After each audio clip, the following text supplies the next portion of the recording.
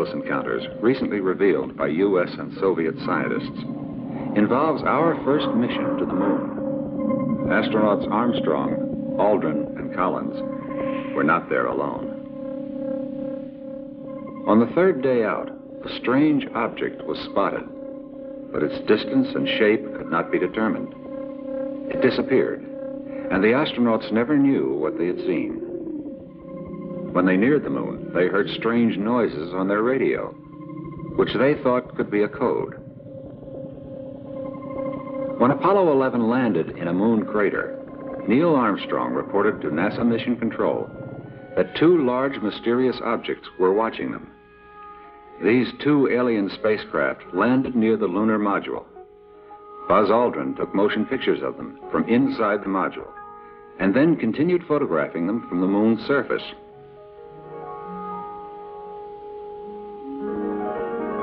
The aliens took off shortly after Armstrong and Aldrin stepped onto the moon.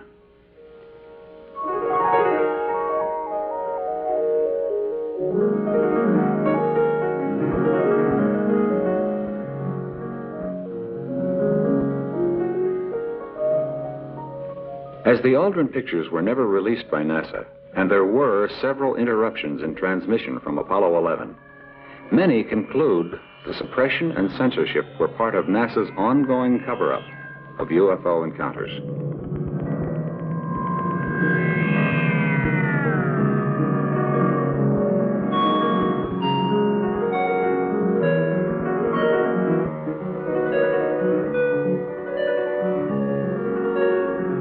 Despite government's secretive attitude and the playing down of all reports, ufologists have continued their investigations with fervor.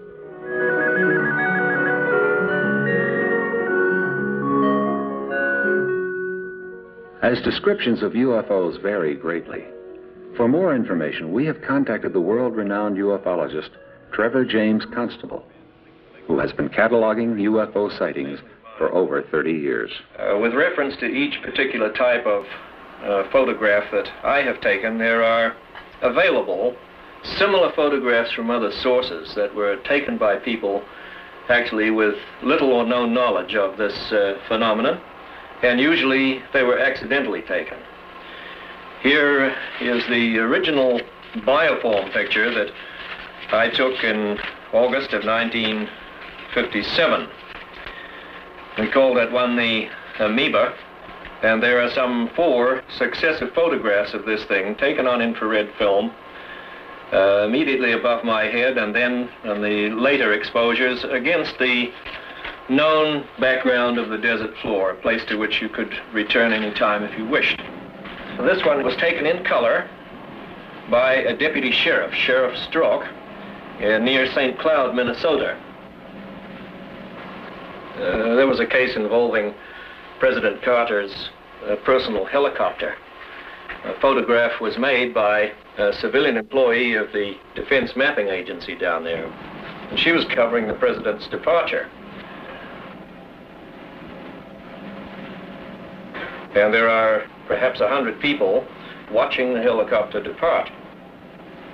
And here is another one of a very similar type to the President Carter picture that was taken by Lee V. Ertley, a nationally known outdoor writer. This was taken in Utah. Again, the object was invisible when photographed. Here's one that was taken by me above the top of Mount Wilson in 1961, 4,000 feet in the air just shortly after dawn. The object is of the same general type as the 2 that we've just seen.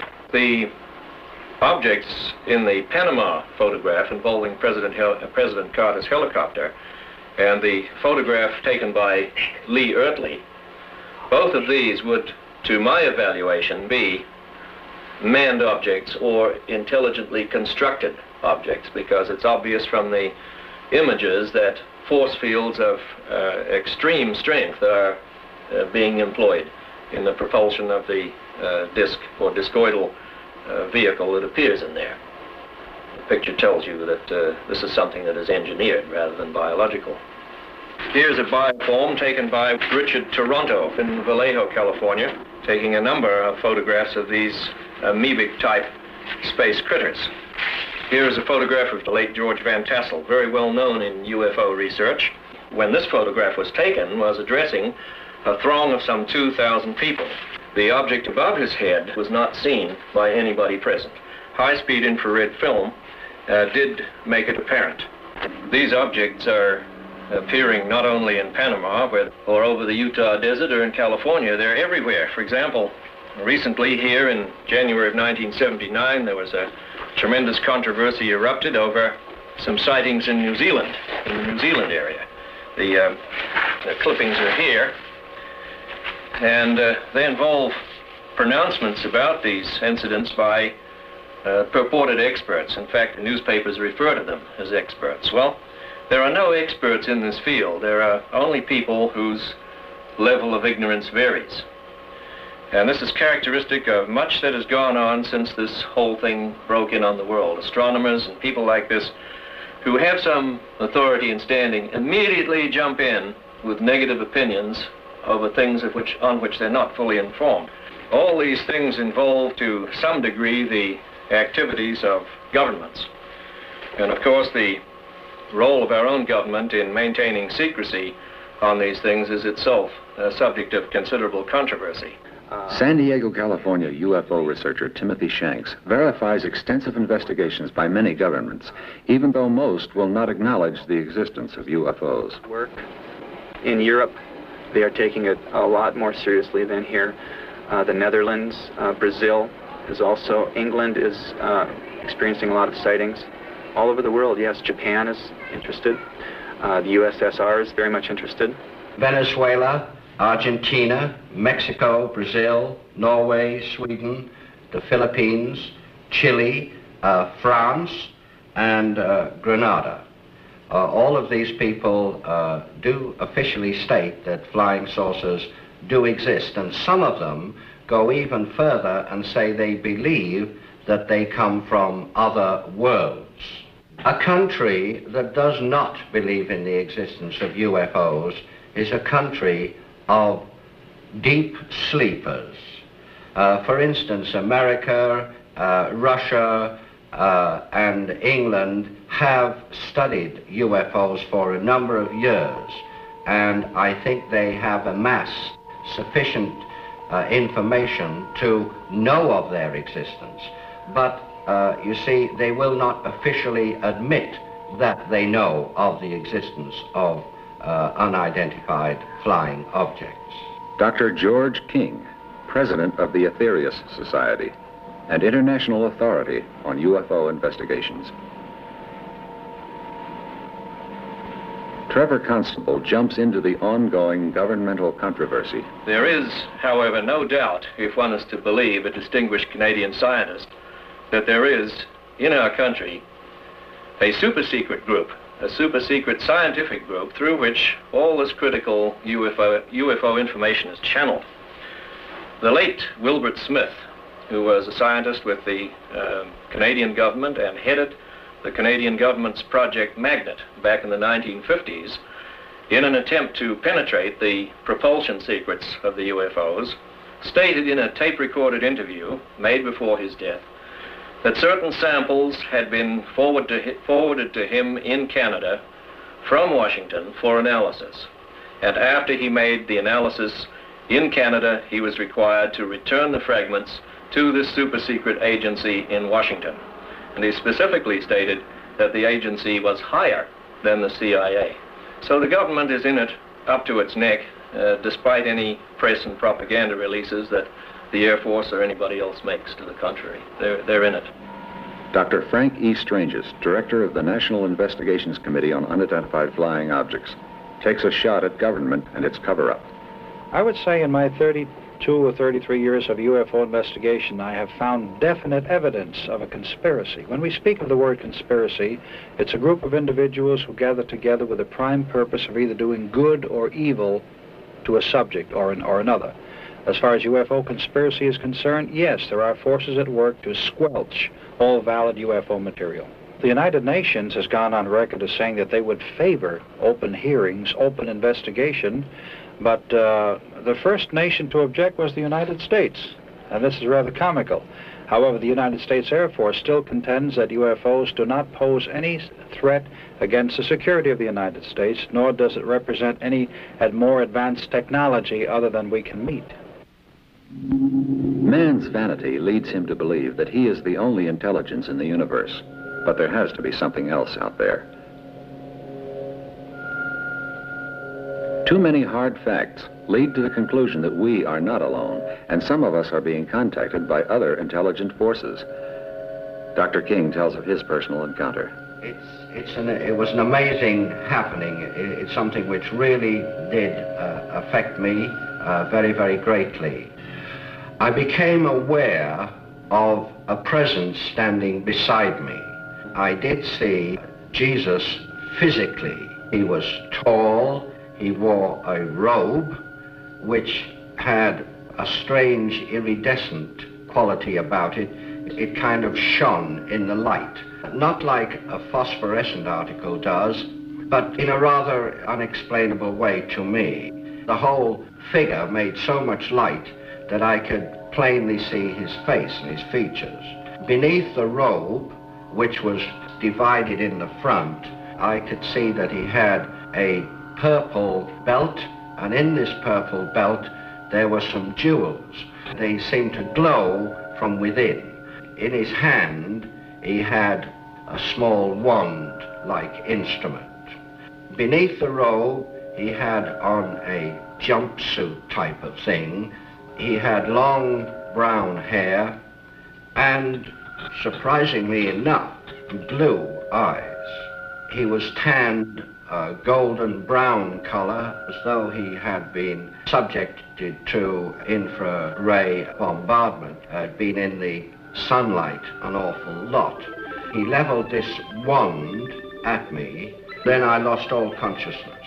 When the Master Jesus departed, he moved over to the side of me, and it was then that I regained consciousness. I saw a vehicle somewhat similar to this one here, this model here, a flying saucer, a scout patrol vessel, and it came down and hovered a few feet above the earth. I'm not sure how many feet, because I kind of saw the bottom of it, and I saw the three little domes on the bottom, and I saw a bright green ray, very, very bright green ray, come from the bottom of the saucer like this, and Jesus stepped to one side into the ray and he disappeared. I believe he was taken up into the craft in that way, because I saw this craft move through the heavens and join two more craft which had been hovering there during the whole experience. Mr. Robert Schofler recalls his mysterious encounter. I was sitting in a car, and suddenly the car was filled with a brilliant blue light. There was no sound. I looked up to the sky, and there was a beam of light coming down towards me. Then it went out, and there was nothing there. Another encounter is related by Mr. Armin in an interview in Los Angeles, California. And then I jumped up and stood in front of the tent, and a blue one flashed across the side of the mountain. Another one came over the top and lit up about 3 acres. And I turned to him, I says, "Joe, did you see that?" And he had his head covered up. And I went to shake him. And he says, "I'm asleep, leave me alone, leave me alone." And just then our campsite lit up as bright as day, and we blinked out. This photo was taken in Nanking by a Chinese soldier. An oil company employee was taking pictures from a drilling rig in Indonesia when he saw an object in the sky accelerating toward him. With one shot left, he took this photo just before it veered off. Photographic evidence of unidentified flying objects has come from all over the world. In June 1966, about 30 miles north of Albuquerque, New Mexico, this manned spacecraft was captured on film by leading UFO photographer Paul Villa. 3 years earlier, Villa shot this UFO as it passed over his head just above the trees. close enough for him to feel its heat. The saucer flipped on its edge, its lower half rotating. Then it traveled sideways while moving up and down. The ship hovered for some time. Mr. Villa estimated its size to be between 160 and 170 feet in diameter. This sighting covered a 5-minute time span. This photo was snapped near the Sandia Indian Pueblo. The angle at which the picture was taken gives the craft a cigar-shaped appearance, but in fact, it was disc-shaped. Robert Rinker, a field technician at the Chalk Mountain Laboratory in Colorado, unsuspectingly caught this UFO on film. He doesn't recall seeing it at the time the picture was taken, but did hear motor noises he attributed to a snowmobile. This impressive picture was taken by scientist Dr. Daniel W. Fry. This amoeba-type object is similar to those seen and photographed over Sydney, Australia. This was taken in the desert near Albuquerque, New Mexico on April 18, 1965. 5 hours later, in the same area, a second craft was visible for a few seconds. Flares used in a New Jersey civil defense test attracted this UFO. George Adamski shot this near Mount Palomar Observatory in Southern California. This was taken by Dr. Daniel Fry in Riverside, California. Observers from other worlds, intruders from other galaxies. However we describe them, the irrefutable facts are there. Something from somewhere has come. And through the development of the camera, the introduction of infrared photography, refined radar and sonar devices, laser technology, and many other scientific advancements, investigators have been given the tools needed to obtain tangible proof of their existence. One such investigator is Wendell C. Stevens, a retired U.S. Air Force lieutenant colonel. I was laying on a lounge chair in the backyard of my home, looking towards the Catalinas, and I was watching 2 jet fighters flying by, and as I was looking for them, ranging my eyes, I saw 2 little lens-shaped objects far beyond the jets, flying in a wobbling motion like a penny falling down, in the last stages of falling down, one behind the other. And every time they'd turn in the sunlight, they would glint, one after the other, and they continued in a straight line until they disappeared beyond the Rincon Mountains to the east. Was there another encounter? The second time was at night. I was, a friend had just left my house going across town, and he was up on the northwest side near Fort Lowell and First Avenue, and he stopped his car and gone to a telephone booth to call me and say, you know those things we were talking about? I think one is going over town right now. And I laid down the phone and went out to look, and sure enough, there was a soft, luminous orange ball coming from the direction that he told me to look in. And it came almost directly over my head. And it was still approaching, and I ran back in. I told him, yeah, I see it. I'm going to go back outside. He said, wait a minute, there's another one right behind it. So I watched that, and then I watched another, and after the third one, I went back in. I said, yeah, there's quite a few. There's still more coming, and 8 of them passed over, one behind the other, about 30 degrees of arc apart. This is one of the earliest known photographs of a UFO. It was discovered in old harbor records in Oslo, Norway, and is dated July 27th, 1907. Fatima, Portugal, 1917. 12,000 people saw this huge UFO, which was photographed by a local newsman. This photo has been published countless times. It was taken in Washington, D.C. on July 29, 1952, of a large cluster of UFOs surrounding the Capitol building dome.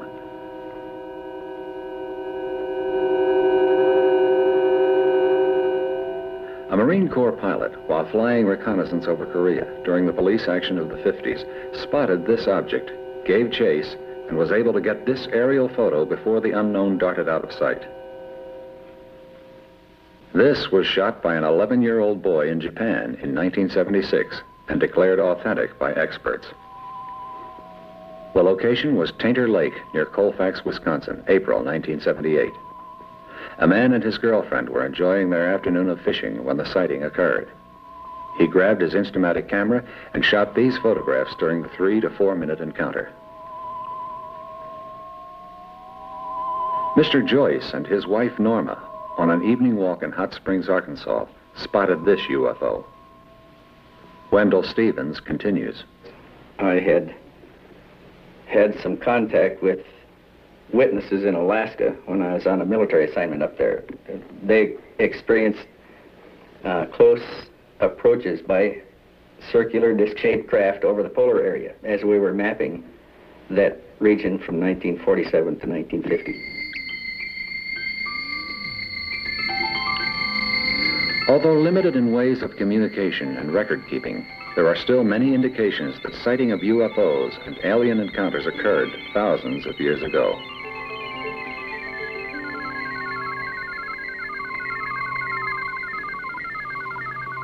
Over 15 centuries ago, these drawings were made in the Magda Caves high in the Alps, recording an encounter with a spacecraft.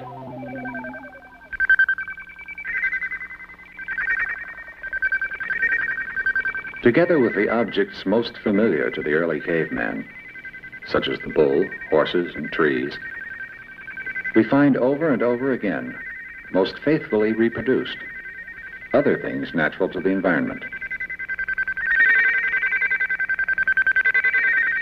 Flying discs and cigar-shaped objects that are simply known on Earth today as UFOs.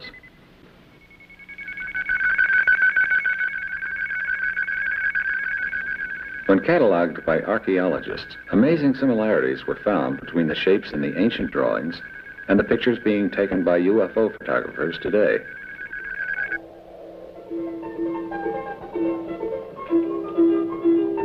If you were to travel south from Lima along the coast of Peru, with the Pacific Ocean on your right and the Andes on your left, you would soon arrive at Nazca, a small, modest agricultural community of hard-working descendants of the pre-Incan Indians. This rugged country has long been of interest to archaeologists, having been the site of the great Incan Empire. In recent years, other scientists and researchers have journeyed to this impoverished area in search of traces of an ancient civilization who kept records of visitations of spaceships and space beings. These researchers feel that much that they have found thus far lends support to the theory that aliens did come to this planet and possibly colonized. They argue that the great achievements made by the Incan Empire are totally unexplainable unless the simple Indian people had been guided by beings of much greater intelligence and knowledge. Throughout this area, startling evidence of alien visitation is found in these explicit rock drawings.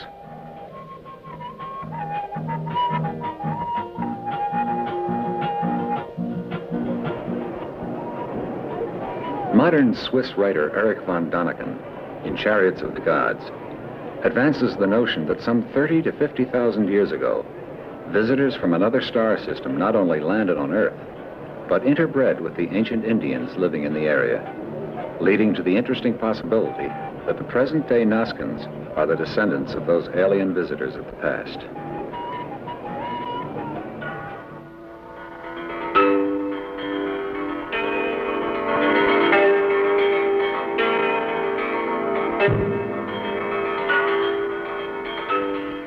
In the ruins of the great Mayan center at Chichen Itza, we can still see the bas-reliefs on the remains of the walls of the great Temple of the Warriors, and the many colorful drawings which depict spacemen and spaceships. The same type of carvings and drawings are found in the ruins at Uxmal.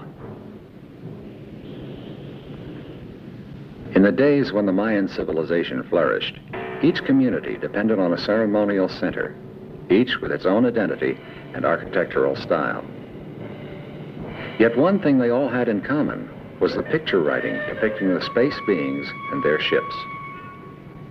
It is, of course, possible that visitors from a more advanced civilization did bring to our planet the knowledge of mathematics and physics that were necessary in the building of the pyramids and Stonehenge. As far back as the Middle Ages, men had no doubts. These huge constructions were the work of unearthly beings. Some of today's researchers believe that Stonehenge was built as a most sophisticated astronomical observatory used for predicting eclipses. But by whom?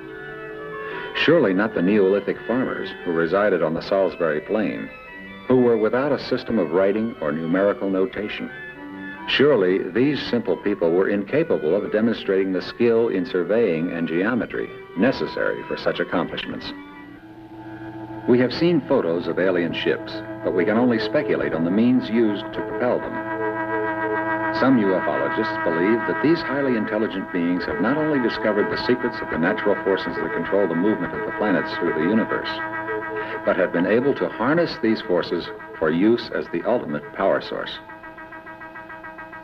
To explain this propulsion theory, noted scientist, educator, and UFO lecturer Chan Thomas. I'm a scientist. I've been involved in the field of cataclysmic geology for about 15 years. This is an unknown science in the English-speaking countries. Well, not exactly unknown, but it's not taught in any formal educational course. It was started in the European countries of France, Switzerland, and Germany in the 1750s. The pursuit of this science leads us to a track which requires the solution of the inner energy structure of a planet to explain the periodic geological upheavals which occur all over the planet. Now let's take a look at the cross-section of our Earth. First, we have an inner core, 860 miles in radius. Outside that, an outer core, 1,300 miles thick, which exhibits all the properties of a molten liquid. And then outside that, the mantle, which is 1,800 miles thick, which is largely solid. It has a molten layer 60 miles down. Then outside that, the radiation belts, inner belt being protons, and the outer belt being electrons. Now, it is these radiation belts which draw free energy from space into the planet. And this energy courses through the planet, concentrating in the area of the outer core, and it's this very concentration that makes the outer core molten. And then it leaves the Earth out the South Pole. And it is the coursing of this energy which makes the Earth rotate west to east once a day. And it is this very energy structure which makes every rotating planet rotate west to east as the energy goes through it. Now, something we've learned from this is that the inner energy structure of every rotating planet is the same, no matter what its size. And it tells us that gravity on the surface of those planets, no matter what the size of the planet, is the same. And I mean gravity in terms of pull per unit area. If you were to go to Saturn or Jupiter, as large as they are, you'd weigh almost the same on the surface as you do right here. This means that life, as we know it, is much more plausible than we were led to believe up to now on any planet, as long as it's rotating, no matter what the size of that planet. This is intriguing, isn't it?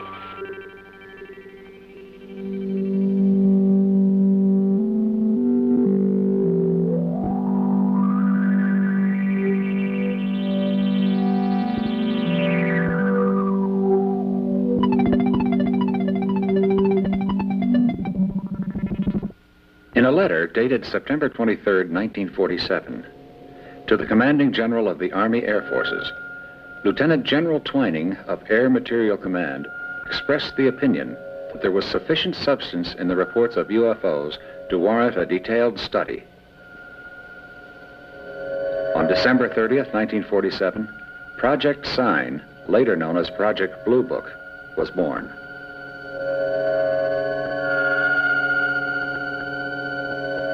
In 1956, Dr. J. Allen Hynek, astronomy professor at Ohio State University, an astronomical consultant to Project Sign and Project Blue Book, went to the Smithsonian Institute and convinced them to establish a satellite tracking network to obtain information on UFOs. Since 1975, a series of science workshops has examined two questions. Does extraterrestrial intelligent life exist? And if it does, how can it be detected? The workshop activities were part of a feasibility study on the search for extraterrestrial intelligence, better known by the acronym SETI, or SETI. This study was conducted by the NASA Ames Research Center. Thomas Miller offers his theory on propulsion. They do fly interstellarly. However, they do not fly in the same manner that the rocket ships fly or blast off from Earth as we know it. they use the electromagnetic lines of force which permeate the universal substance of this galaxy. The brothers on the other planets have evolved much more rapidly than the people on the Earth, and the ones that we have contacted have transmitted their messages to Earth, and they have given us pertinent information of instrumentations which they will help us build and construct when they do make physical contact, such as an energy device which will use the natural oscillation of atom structures themselves.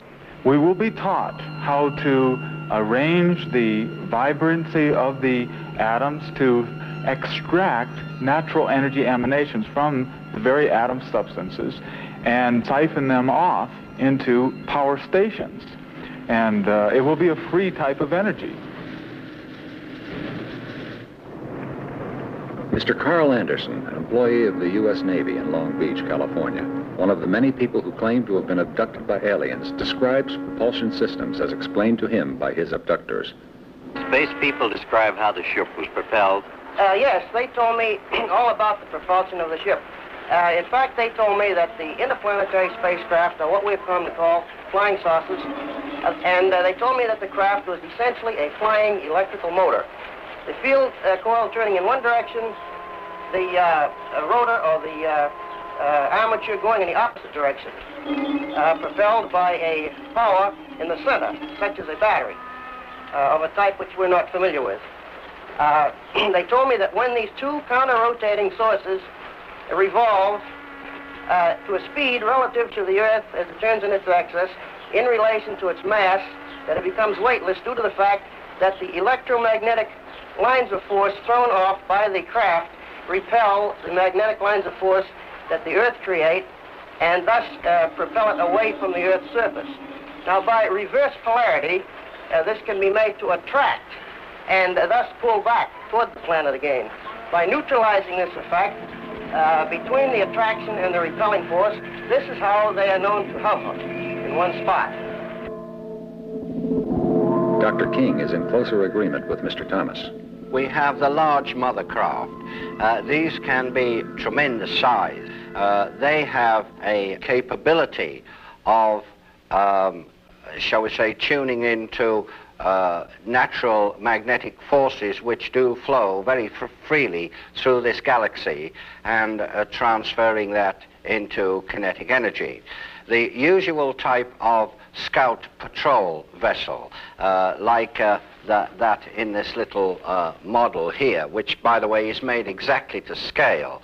This is a model of a scout patrol vessel, which is about 32.5 feet in diameter. Now, this vessel here has three propulsion units. One I won't mention at this time, it's too complex. The other, again, it's capable of tuning into the natural flow of forces throughout the universe. But the third one is very interesting. As these vehicles operate for the most part quite near to a planetary mass, such as Earth or another planet, they're able to reverse the flow of gravity. The space people know, by the way, that gravity has two poles, rather like a magnet. A magnet has a north and a south pole. Gravity has a positive and negative pole. And they're able to reverse the flow of this gravity so that a planetary mass can repel the vehicle or attract it. This is often the reason why some scout patrol vessels fly in a rather, shall we say, erratic manner. This is an artist's impression of the third satellite. On the top, there is a huge crystalline dome for collecting the sun's energies. At the bottom, there's a power matrix for transmitting the sun's energies after they have been conditioned by the enormous crystals within the craft. This next drawing gives you a rough idea of the position of the third satellite. You see the impression of the sun, the energy is being collected by the dome at the top and transmitted to Earth through the power matrix at the bottom. This alien was photographed in Milan, Italy, before the shouts of other witnesses frightened it away. These alien figures became visible only after the film was developed.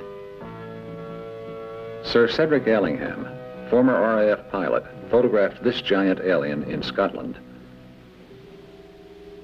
In 1973, a family, while traveling near Mexico City, encountered this strange object. They fled the scene after getting these photos, which had been declared genuine by Robert Padilla, Special Service Director of Kodak, Mexico. Near Rio de Janeiro on October 8, 1977, Antonio La Rubia, a bus driver, walked to a large field near his home to wait for his ride to work. It was 2:15 in the morning, and the dim light made it difficult to identify the enormous leaden object blocking his path. Suddenly, an intense blue light illuminated the field, and 3 robot-like creatures appeared beside him. The next thing he was aware of was being inside a ship and being examined by the aliens, at which time he claimed they took a sample of his blood and made drawings with it on a TV-like screen. The next thing he knew, the spacecraft had disappeared and he was standing in front of the bus terminal where he worked. Persistent hounding by the press drove La Rubia into seclusion. In May of 1977, an Air Force officer and his son were driving in the country near Buenos Aires when the youngster spotted a huge capsule in the sky which ejected 3 luminous objects, then took off. Moments later, the 3 scouts disappeared in the same direction. A commercial pilot was returning to Rio de Janeiro from the international airport. About a mile from the field, he saw an object in the sky. These are photos taken of the Saturn-shaped object, which had been hovering between 2 airport runways.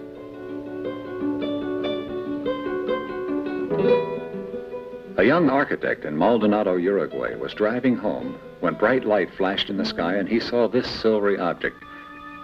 Fortunately for his reputation in the community, a lady in a nearby farmhouse verified the sighting. Others relate their experiences with alien beings. Robert Short tells of his strange encounter.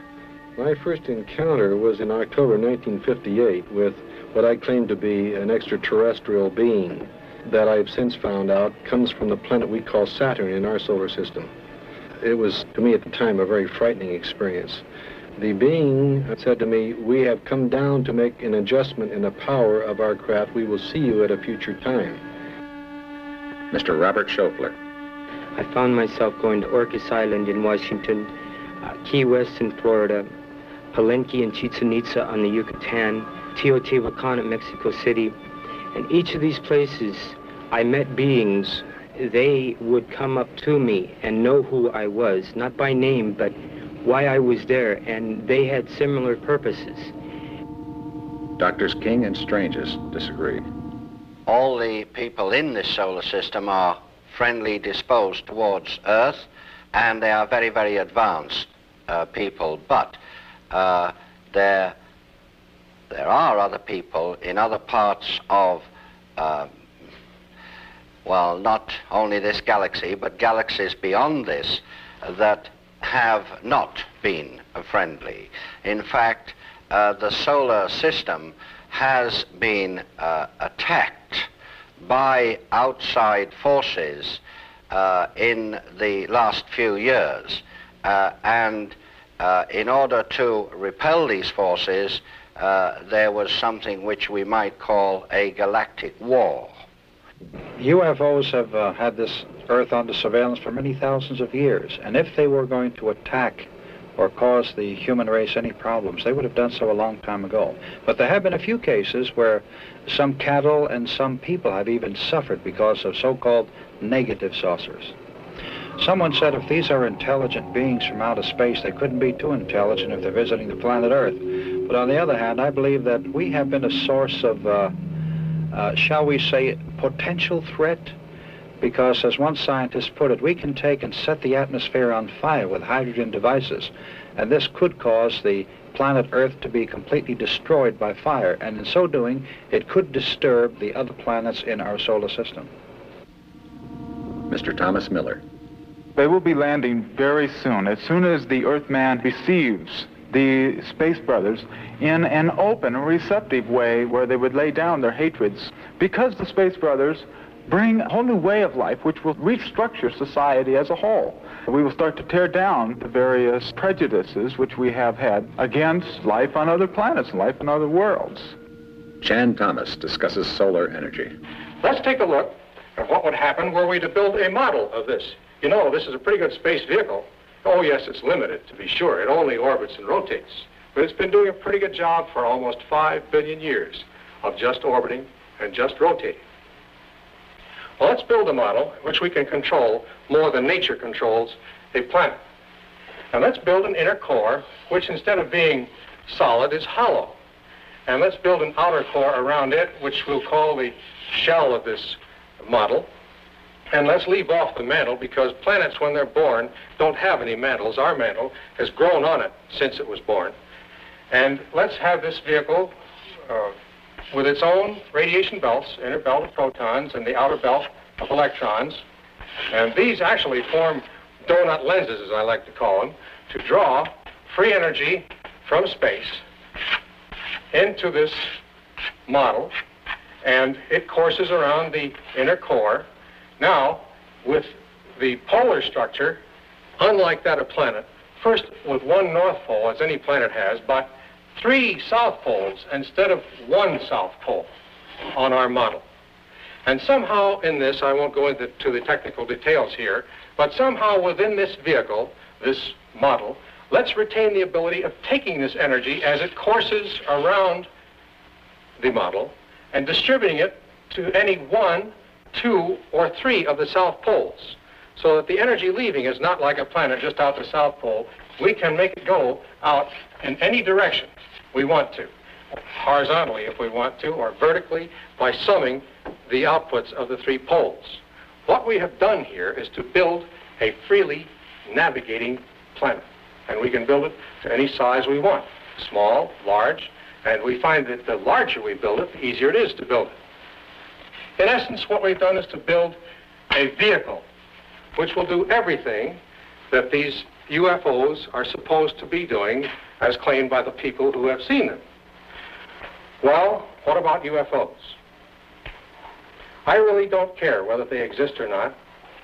I think the problem is to build one. Let's get on with the business of building these vehicles. And if the UFOs are there, we'll join them. And if they're not there, look how far ahead we'll be.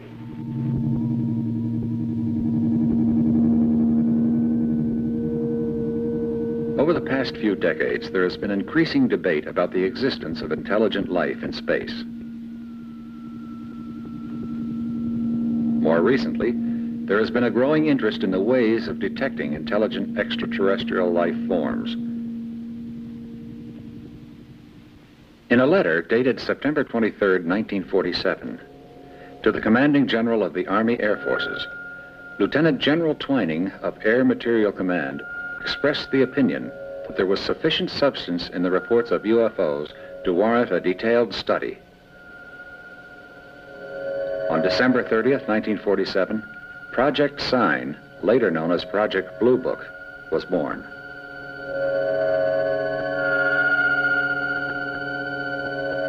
In 1956, Dr. J. Allen Hynek, astronomy professor at Ohio State University, an astronomical consultant to Project Sign and Project Blue Book, went to the Smithsonian Institute and convinced them to establish a satellite tracking network to obtain information on UFOs. Since 1975, a series of science workshops has examined 2 questions. Does extraterrestrial intelligent life exist? And if it does, how can it be detected? The workshop activities were part of a feasibility study on the search for extraterrestrial intelligence, better known by the acronym SETI, or SETI. This study was conducted by the NASA Ames Research Center. Project Blue Book begun as Project Sign in 1947, assigned its staff to carry out three main functions. First, try to find an explanation for all reported sightings of UFOs. Second, determine if UFOs pose any threat to the security of the United States. Third, determine if UFOs could contribute any advanced technical or scientific knowledge. Blue Book officers were stationed at every Air Force base in the nation. The project produced what the Air Force considered a satisfactory explanation for most of the nearly 13,000 sightings reported through 1969. Of the unexplained UFO incidents, the official statement is, the description of the object or its motion cannot be correlated with any known object or phenomenon.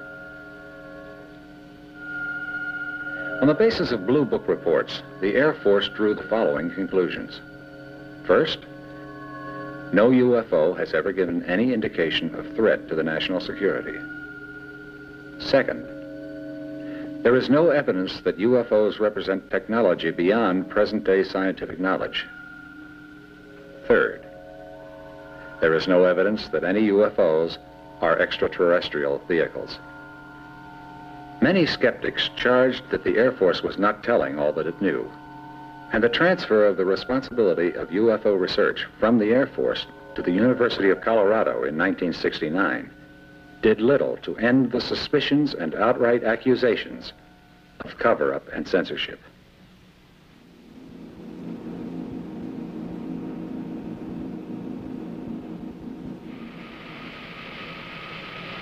It is interesting to note that while the Air Force was in charge of the UFO investigations, they spent U.S. tax dollars quite freely, employing top scientists, the FBI, the CIA, and many special armed forces investigators.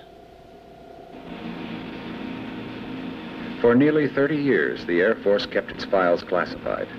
But now, with the release of the Project Blue Book reports to the public, you can read for yourselves the actual interviews, reports, and transcribed conversations of witnesses to UFO activity and draw your own conclusions. UFOlogists now agree we must turn to the scientific community, not the military, for UFO investigations. Scientists differ in their speculations as to the kind of life forms which may exist in outer space. The Soviets seem committed to the idea that it would be essentially the same kind of life as exists here on Earth, from bacteria to man. In Western scientific circles, many possibilities are explored. Life based on ammonia, or even inorganic compounds. All over the world, researchers are simulating the conditions of other planets in the laboratory in order to see if bacteria and other simple organisms can survive. In many cases, the Earth bacteria has shown remarkable endurance and adaptability. Mineralogists, physicists, and biologists are hard at work studying meteorites, as they are the only extraterrestrial bodies available. The proof of the existence of organic substances in meteorites would support the existence of life outside the Earth.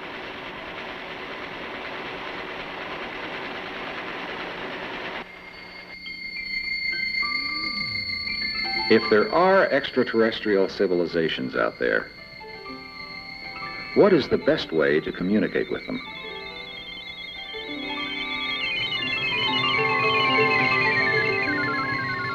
With our present technology, we can only hope the radio signals we are beaming into the galaxy will be heard and answered.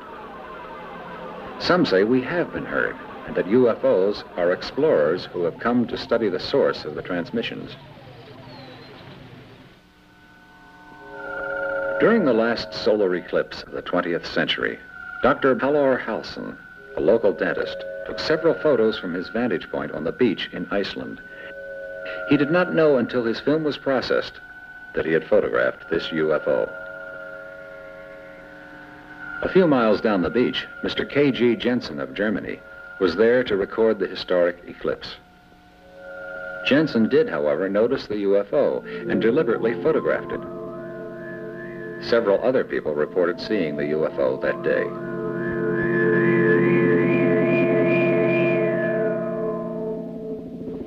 This was taken in Lublin, Poland, August 30th, 1977, by a photographer who still lives behind the Iron Curtain and asked to remain anonymous.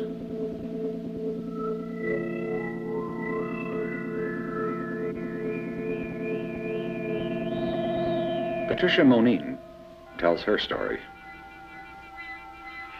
It was January 1977. As we came to the station where my father is a customs officer, when we came upon this thing which sat motionless in the sky.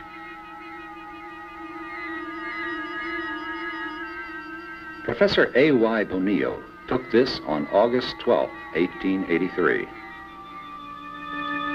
Millions of light years separate us from other galaxies. So even though the thought of interplanetary travel is most appealing to the human imagination, it is not possible with our present technology. However, there could be civilizations in the universe that are far more advanced than we are, that have developed not only the means for communication, but also the means of interplanetary transportation. Mr. Woody Atkins deliberately set out to photograph UFOs reported in the vicinity of Lawrence, South Carolina, on January 31st, 1978. He had 2 cameras, both equipped with ultraviolet filters. The 2 rolls of film were sent to different labs for processing. The original slides from roll 1 were lost. But fortunately, the originals were returned on the second roll, and they were computer enhanced. These are the results of that procedure. Notice the amoeba-like appearance of the object after being examined by the computer. This particular form of UFO has been the subject of great study by Trevor James Constable, pioneer UFO investigator. Amongst the things that I've discovered, I feel that the most important is the establishment of 2 main classes of these objects. In other words, the introduction of what I consider to be the first qualitative element in the whole subject. This is the division of these multiform phenomena into 2 main separate divisions. On the left, the most commonly accepted and commonly recognized bracket of phenomena, those objects that appear to be structured ships capable of interplanetary space flight or flight even beyond that. In other words, high-performance craft. And on the right, in the other main bracket, living organisms that are native to our atmosphere and which represent a whole new branch of biology and indeed a complete biological revolution. And I'm the individual who first extensively photographed this level of life, although it has been sporadically photographed through the years, accidentally photographed by many people. And these days, even Kenneth Arnold, the man who first put the term flying saucers into the English language, he himself now accepts that these atmospheric fauna, for want of a better term, I call them the critters, that they constitute a very substantial body of the totality of what we now call UFOs. The crucial thing was the use of infrared film that is sensitive to heat as well as to light. And this simple substance, which has been in existence for, at least 75 years, it's the principles of sensitizing film to react to heat have been known for at least that long, enables you to double the size of the window with which you look at the universe. It's a very simple concept. If I use this playing card here, for example, to represent the size of the window that the human eye has on reality, with violet at this end and red at that, then that is the foundation of our conceptions of the universe and life and of UFOs. If you take infrared film, what that does, without your necessarily seeing it, is increase the size of the window until it is that big. And so you're seeing almost twice what the unaided human eye sees. And this, over a long period of years, has yielded, I would say, the largest single body of evidence gathered by one person as to the nature of these things that's in existence.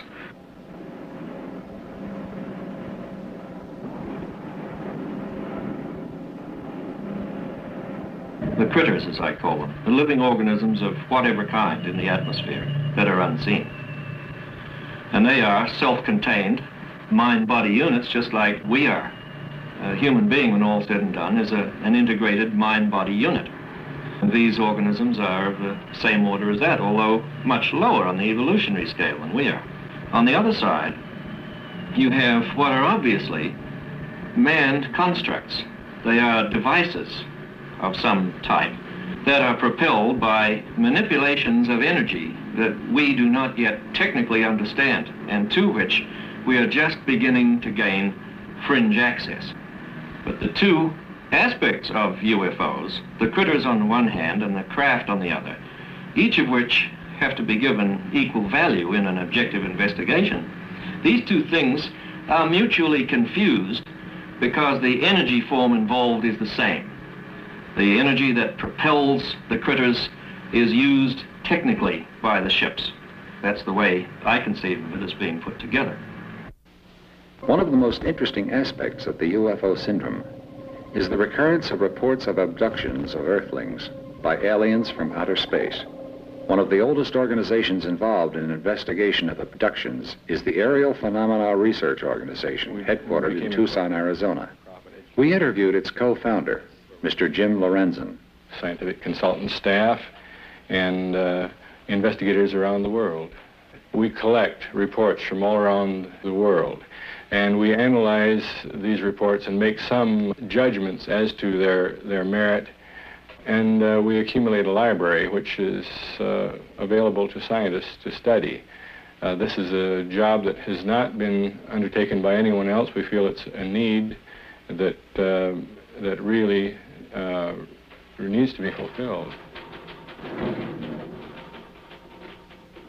Travis Walton was in the National Forest in central Arizona in company of 6 other people. They saw at close hand an unidentified flying object. Travis approached it and was struck by a beam of some kind which knocked him down. The other people fled the scene. When they saw some lighted object apparently leave the scene, they came back to look for Travis, but they didn't find Travis. Travis showed up 5 days later at a different location, and he told of having been held aboard some craft by strange aliens. That's the essence of the story. It was quite a difficult one to investigate. When Travis first appeared after this experience, he was in bad physical shape, and our first approach there was to get him to some medical doctors. The witnesses in the Travis Walton case were subjected to polygraph tests because they were suspected of having done away with Travis, and the test took place 5 days after the incident. All of the 6 that took the test passed except one, and his test was determined to be just no test because he couldn't calm down even in answering his own name. He was upset about the idea that he might have done something to Travis. But all these men passed the test that they had seen an object. Travis was subjected to the first test 10 days after his disappearance, and that test was poorly administered, and it was done under bad circumstances, and he failed it. We went back testing under the ideal conditions, and he passed, and he has since then passed additional tests, and he has passed the PSE test administered by the inventor of the machine. The PSE test determines stress in the voice, the assumption being that a person lying will show stress in the same way that polygraph picks up stress. Now, we use this quite often when we have just single witness testimony and we have it on tape, because all we need is the tape. So it's a very convenient tool for truth verification. We conclude that Travis Walton was telling the truth about a real occurrence to the best of his ability. In the most unusual encounter ever reported, an Italian security guard was abducted for an incredible 4th time. Fortunato Zanfretta of Genoa, Italy, has been hypnotized, given truth serum, and subjected to intensive questions. But his story is unshakable. Zanfretta's first 2 abductions, both in December of 1978, were followed by another in July of 1979. Then on December 2nd, 1979, a year after the first abduction, he was kidnapped again. After the last occurrence, eyewitnesses reported seeing the alien spaceship take off only a short distance from where Zanfretta was found. Jim Lorenzen tells of the Walton investigation. This young man in question contacted us by mail, sent us some photographs that he'd taken. And our first approach then was to analyze the photographs to see if there was any probability that they were hoaxed.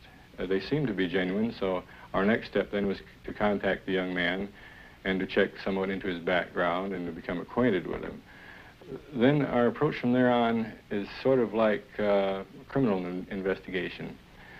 We subjected his testimony to PSE, and he took a polygraph test to verify the truthfulness of his testimony. And also, since the man did report that he was abducted and that he saw aliens aboard a strange craft, we have had him draw what he saw aboard the craft, and we are also having an artist produce a model of the alien that he described. This is a model of an alien based on information supplied to artists by abductees William Herman and Travis Walton. Artist Alan Levine created this sculpture. Using the same procedures followed by police departments when investigating a crime, artist Levine was able to arrive at this likeness of the alien. Sketches were made while the abductee described the creature, and after these were corrected, Levine proceeded with the sculpture. This was a painstaking endeavor, as the witnesses did not always agree. Both men agreed on the almond-shaped eyes, small nose and mouth, the unusual position of the ears, and the large hairless skull. And although the alien does have a mouth, all communication was telepathic.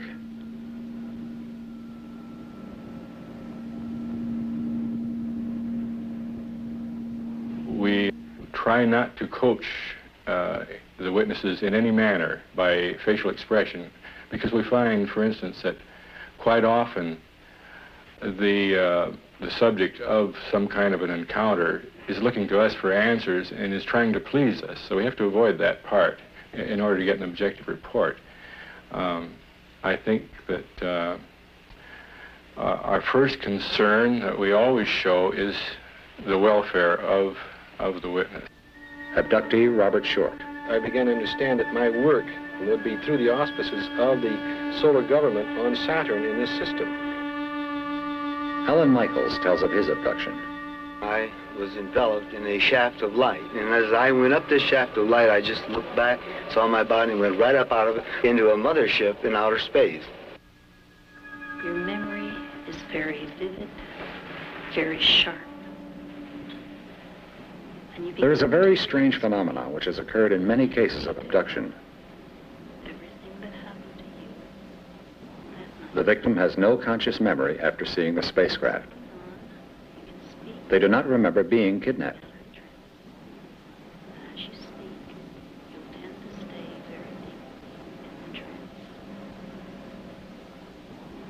Vicki Davis didn't remember being abducted until she was regressed under hypnosis by a qualified medical doctor. Her only clue to her abduction was a recurring nightmare. Because she does not wish the publicity or notoriety, the doctor treating Vicki has asked to remain anonymous. This actual hypnosis session has been edited due to time limitations. From this point on, you can speak without coming out of the trance. As you speak, you'll tend to stay very deeply in the trance. Your memory is very vivid, very sharp. And you begin to re-experience in vivid detail everything that happened to you on that night. And from this point on, you can speak without coming out of the trance. As you speak, you'll tend to stay very deeply in the trance. So just begin telling us what you're experiencing, what you're seeing. Driving into the rest area, and we're getting out of the car and going to the bathroom.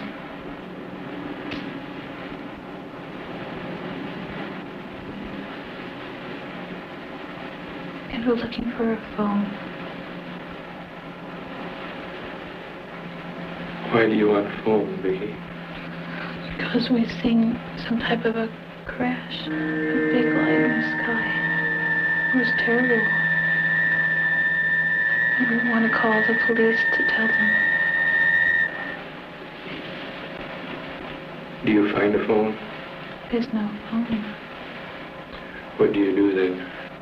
My mom looks up at the pretty stars, and I look over by the entrance and see a white cloud. It's coming closer. Maybe there's specks all around. Little gold things running all around. And I'm walking towards it. I'm looking up. It's big and round.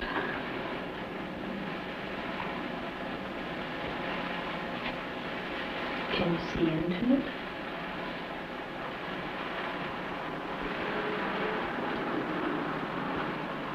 Are there windows?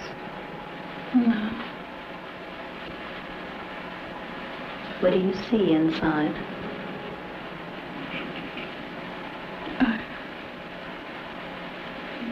I'm on a table now. Like a table, but it's not a table. How is it like a table? It's long, and it's off the ground. Do you know how you got there? No. Tell us what happens on the table. Can you tell us about that? There's light coming from it. And they have some type of a thing. When you say that there are some things, can you be more specific and tell us what sort of things you're talking about?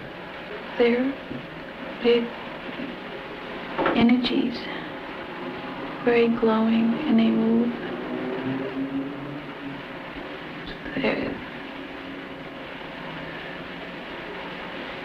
Do they have a shape that you can describe? They sort of have like a head and like arms, but they don't really have feet. And they're glowing, changing. How do they move? They just float, bob. Are there any noises coming from them?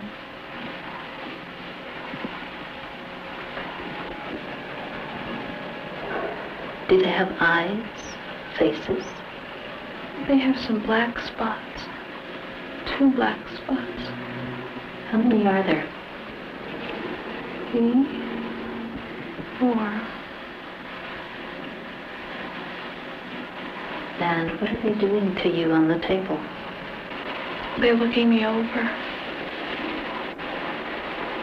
with some type of a thing.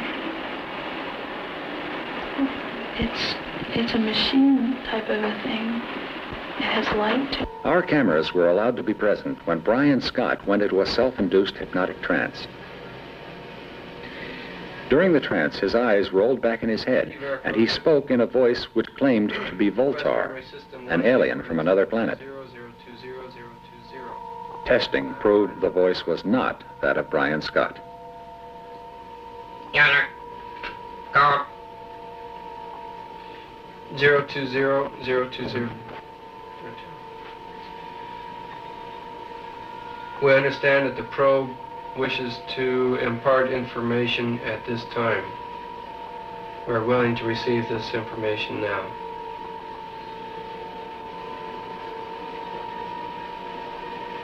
Acknowledge. Unity, transfer, Voltar. Delay factor 7. Relay open. Daniel, physical energy displaced. Unity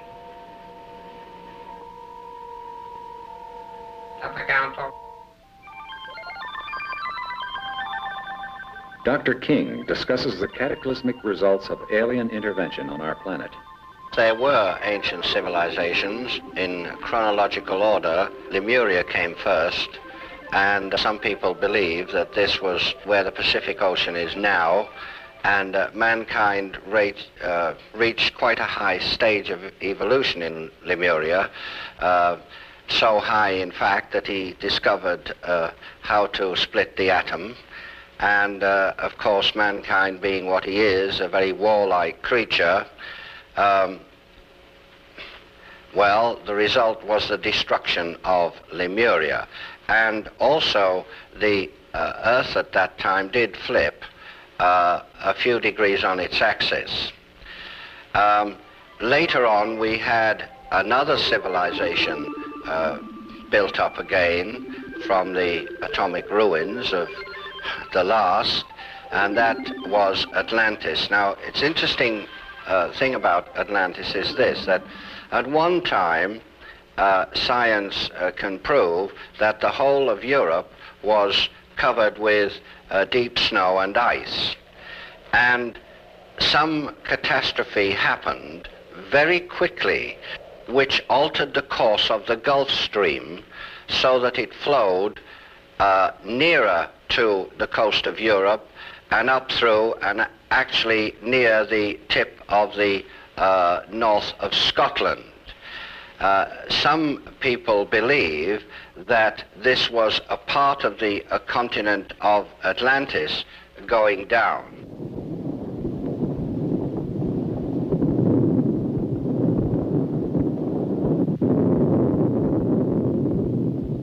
Two of the most ancient books on Earth are now translated from the Sanskrit into English, and they do talk about Vimanas, which were flying machines, and they do talk about two atomic weapons that were used. One, the Brahma weapon, and the other called Indra's dart. There was an atomic war, and the result of this atomic war was the destruction of Atlantis. Again, it's very interesting to note that people are now making quite some discoveries in this regard. For instance, they found a huge road about 100 foot beneath sea level.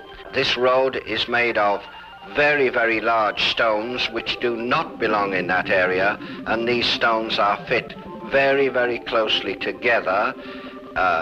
The stones, they estimate, weigh hundreds of tons each, and it's possible that the Atlanteans had powers which we do not have today. Are they trying to communicate with Earth through Vicky? What is the meaning of this strange writing, which bears a remarkable resemblance to the ancient Sanskrit?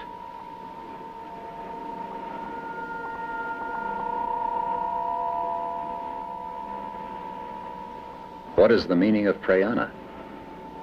Could it be the planet or solar system where Vicky's abductors came from? Doctor, is Vicky's case valid or unusual? Yes. I believe that she had a very valid experience, and this is corroborated by the regression of her mother to the same event. And while her mother was not abducted, her mother did describe a period of time lapse. Why do you, as a highly regarded medical doctor, investigate these abductee cases? Because I've had a personal UFO experience. I have seen UFOs in my own experience, and that's why I am interested in it. Was that a frightening or traumatic experience for you? No, simply a sighting. I see. Do you think someone could be abducted or taken away and have no conscious memory of such an occurrence, Doctor? Not forever, no. I think it can be temporarily blocked, yes. Doctor, are you treating others with experiences similar to Vicky's? Yes, there are several, maybe 3 or 4, that are possible abductees.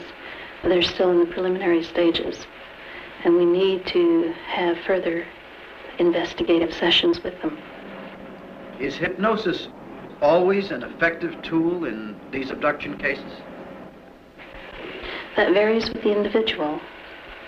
Everybody differs in their ability to go into hypnosis, and also they vary in their ability to go into a depth of hypnosis. It requires a fairly deep trance for regression. Could you tell us a little more about regression, Doctor, and how it works? Regression is simply taking the person back in time, in memory, to an event that had significance to him. Police departments now use hypnosis to try to learn the truth in criminal cases. Are you aware of this? And if so, what is your opinion? Yes, I think they're using it more and more, although I question the validity of such investigations because... Dixie Yetarian has asked her opinion of the possibility of extraterrestrials visiting our planet. I wouldn't want to discount the possibility, but I have to tell you that I'm a skeptic as far as most of the claims that are made. I feel that we probably are, well, that we would have to have tremendous egos if we were to feel that we're the only life forms throughout all of the universes. But I honestly don't feel that there are very many people who have had any contact with them. Tell me, Dixie, how do you explain the fact that even under testing, the abductees' stories remain unchanged? You know, in my classes, I teach my students to go into a meditation in which they have an experience in which they go up onto a mountain and then they materialize for themselves an old man who has all knowledge, and they can ask all kinds of questions to this person. The person is actually an aspect of their own personality. And if they were to have had such an experience in a meditative state without being told first that this was an aspect of their own personality, they might think that this was an extraterrestrial being or something. It's very possible that these people are in contact with some aspect of their own personality and are just self-deluded. I honestly don't believe most of the experiences, although I have to say that most of the people I've talked with who claim such experiences are very sincere. They really believe. To those who have had these experiences, they are very real. One such person is retired Air Force Colonel James McNamara, former press advisor and public information officer to General Van Fleet with the 8th Army in Korea. He is presently involved with city government in Los Angeles, California. Colonel McNamara. During my twofold career as a radio news reporter and a military man of some 23 years of service, I've encountered a number of incidences in the field of UFOs or unidentified flying objects to honestly believe that they are here, that they are real. For example, in 1954, I'm convinced that I had a sighting of a triangular formation of flying saucers over the coast of Santa Monica. At that time, I had reason to look to the skies. I was on a street intersection in Los Angeles, some 6 or 7 miles east of the city boundary of Santa Monica, and I was surveying the skies because I had been doing radio broadcasts for some time and had been capping them with weather forecasts. Unfortunately, the weatherman had been erroneous for the past 2 or 3 days, so I was looking to the skies to see if tonight he was perhaps right in predicting April showers. Now, my gaze was captured by 3 luminous discs over the coast of Santa Monica, arranged in triangular fashion. I watched these discs for approximately a minute, and then suddenly, with intervals of 2 or 3 seconds between the disappearance of each disc, they disappeared, one followed by another, and they all went in a path of a northwesterly direction, leaving no trail whatsoever behind them. What was incredible was the fact that they seemed to vanish as if the sky was nothing more than a sponge. That's how fast they seemed to disappear. Several months later, I had the opportunity of covering a story for a magazine, Pageant Magazine, a story, the locale of which was in San Fernando Valley. This had to do with a UFO sighting and a subsequent dropping of some very fine material, mysterious material, if you will, which I like to call angel's hair because it resembled the angel's hair which we decorate our Christmas trees. Now, the story itself was not too impressive to me. It was an impressive story, but the real impressive thing to me was the fact that the United States Air Force dispatched a major to interview me as the author of the story and the people to whom I talked to get the story, which demonstrated to me that the United States Air Force regards the UFO and any phenomena attached to UFO certainly as within the realm of possibility and probability, certainly not on the borderline of science fiction. Mr. Michael Barton, California author and lecturer, does not doubt his experiences. The people who were with him at the time of the sightings believe it too. I have seen UFO on a number of occasions. One time at Harmony Grove, California, when we were at a convention, a saucer did appear, and a number of people saw the flying saucer directly over the lecture hall. This was in 1960. Recently, as recently as July 15th, 1965, I was with a party of 6 people, and we did observe 3 UFO demonstrating their maneuvers over Lake Elsinore, California, for 3.5 hours. We observed them through binoculars.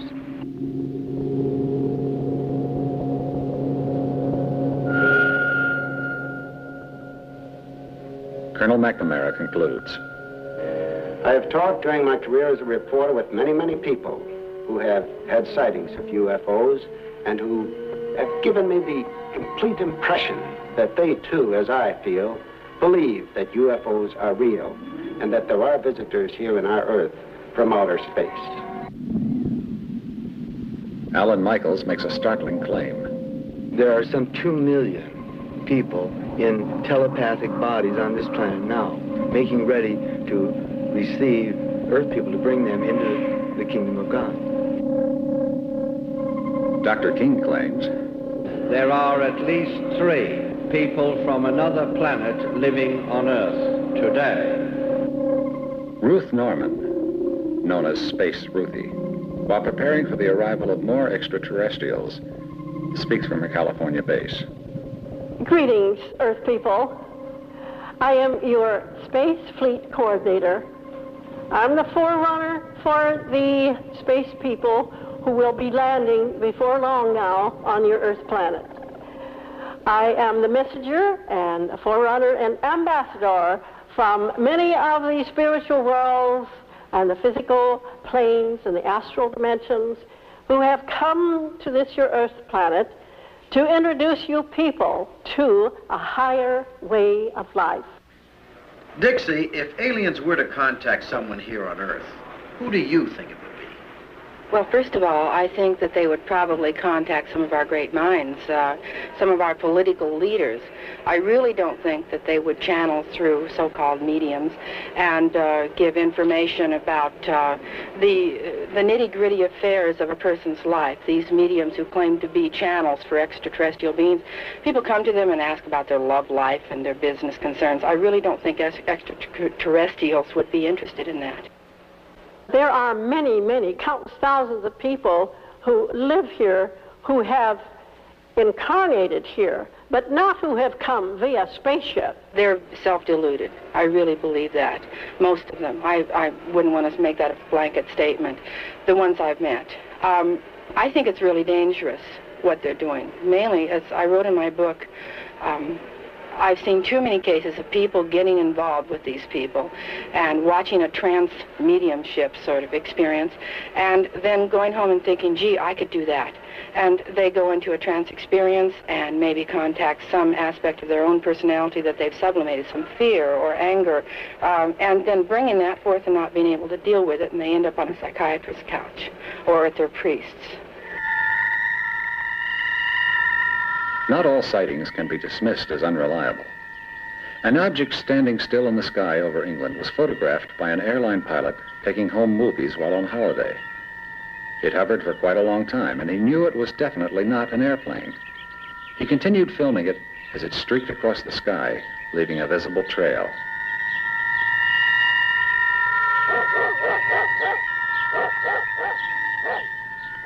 This film was turned over to the British military intelligence for examination.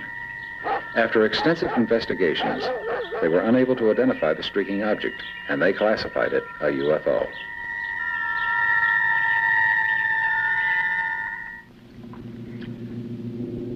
This rotating craft was hovering over the trees in Merlin, Oregon, when photographed on 16mm motion picture film by Dr. Daniel W. Fry. The same rotating ship was also photographed 700 miles away in Joshua Tree, California. Dr. George King. Almost always when people have a close proximity sighting, that is a UFO very near to the road, for instance, if they're driving along in their car, the car engine will stop and the headlights will go out, etc. This is common. It's happened all over the world. From his patrol car, Val Johnson saw a bright light in the sky. He recalls only the sound of shattering glass. Then, he was 854 feet from where he started. The engine was dead, the clock and his watch were stopped, and his face and eyes were burned.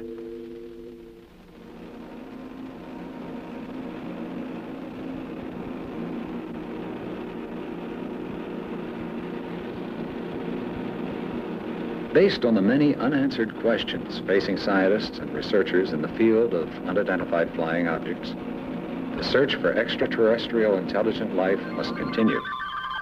We must, as recommended by SETI, establish a listening network with greater capacity, perhaps by the use of space probes or other satellites. If we do not find intelligent life elsewhere, we will have learned how precious our human culture is and stress our responsibilities to the preservation of our planet. On the other hand, were we to hear but a single extraterrestrial signal, we would know one great truth. It is possible for a civilization to maintain an advanced technological state and not destroy itself.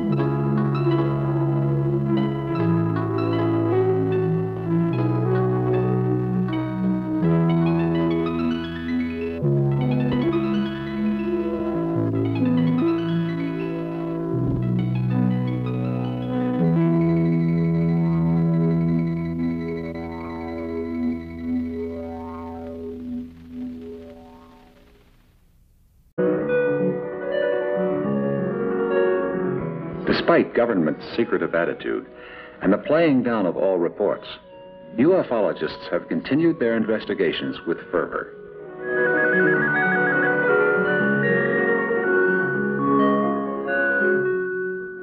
As descriptions of UFOs vary greatly, for more information, we have contacted the world-renowned ufologist Trevor James Constable, who has been cataloging UFO sightings for over 30 years.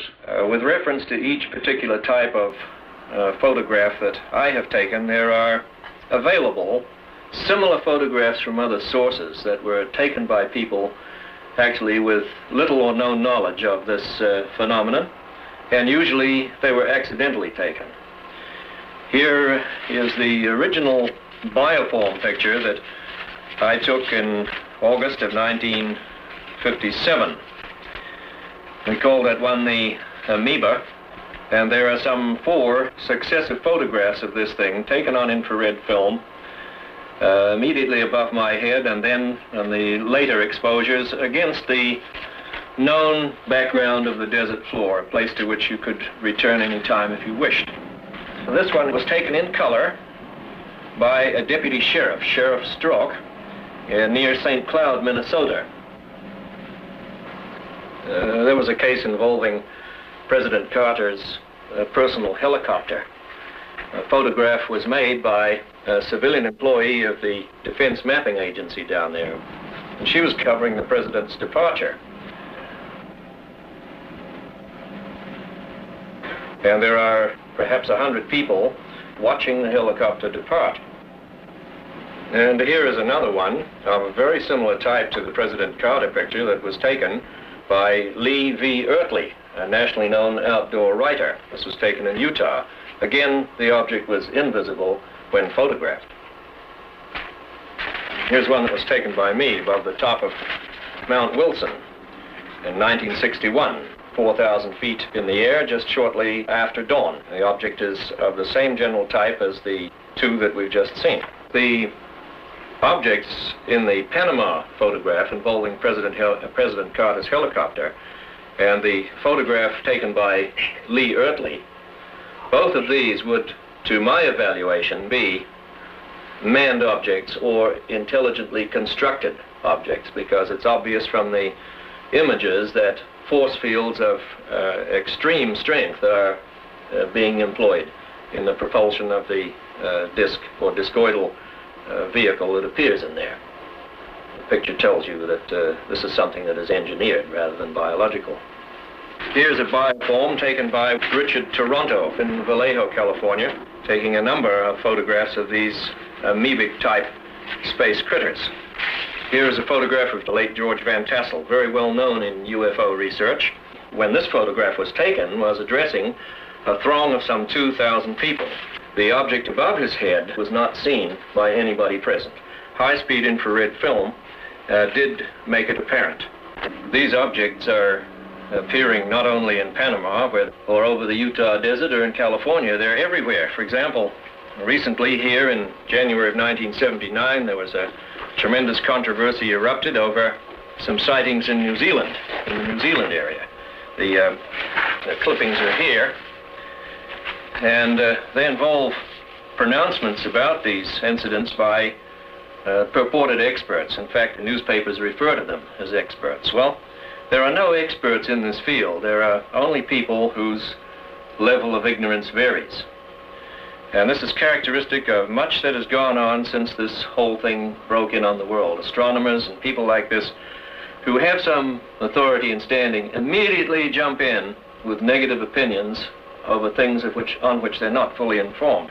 All these things involve, to some degree, the activities of governments. And of course, the role of our own government in maintaining secrecy on these things is itself a subject of considerable controversy.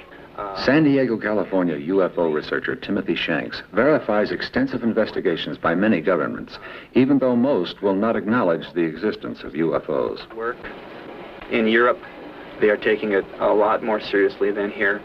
The Netherlands, Brazil is also, England is experiencing a lot of sightings. All over the world, yes. Japan is interested. The USSR is very much interested. Venezuela, Argentina, Mexico, Brazil, Norway, Sweden, the Philippines, Chile, France, and Grenada. All of these people do officially state that flying saucers do exist, and some of them go even further and say they believe that they come from other worlds. A country that does not believe in the existence of UFOs is a country of deep sleepers. For instance, America, Russia, and England have studied UFOs for a number of years, and I think they have amassed sufficient information to know of their existence. But you see, they will not officially admit that they know of the existence of unidentified flying objects. Dr. George King, president of the Aetherius Society, and international authority on UFO investigations. Trevor Constable jumps into the ongoing governmental controversy. There is, however, no doubt, if one is to believe a distinguished Canadian scientist, that there is, in our country, a super-secret group, a super-secret scientific group through which all this critical UFO information is channeled. The late Wilbert Smith, who was a scientist with the Canadian government and headed the Canadian government's Project Magnet back in the 1950s, in an attempt to penetrate the propulsion secrets of the UFOs, stated in a tape-recorded interview made before his death that certain samples had been forwarded to him in Canada from Washington for analysis. And after he made the analysis in Canada, he was required to return the fragments to this Close encounters, recently revealed by U.S. and Soviet scientists, involves our first mission to the moon. Astronauts Armstrong, Aldrin, and Collins were not there alone. On the third day out, a strange object was spotted, but its distance and shape could not be determined. It disappeared, and the astronauts never knew what they had seen. When they neared the moon, they heard strange noises on their radio, which they thought could be a code. When Apollo 11 landed in a moon crater, Neil Armstrong reported to NASA Mission Control that two large mysterious objects were watching them. These two alien spacecraft landed near the lunar module. Buzz Aldrin took motion pictures of them from inside the module, and then continued photographing them from the moon's surface.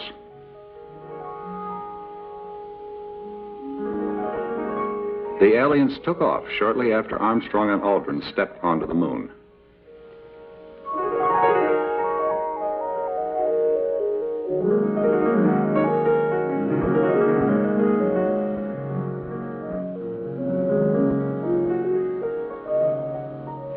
As the Aldrin pictures were never released by NASA, and there were several interruptions in transmission from Apollo 11, many conclude the suppression and censorship were part of NASA's ongoing cover-up of UFO encounters.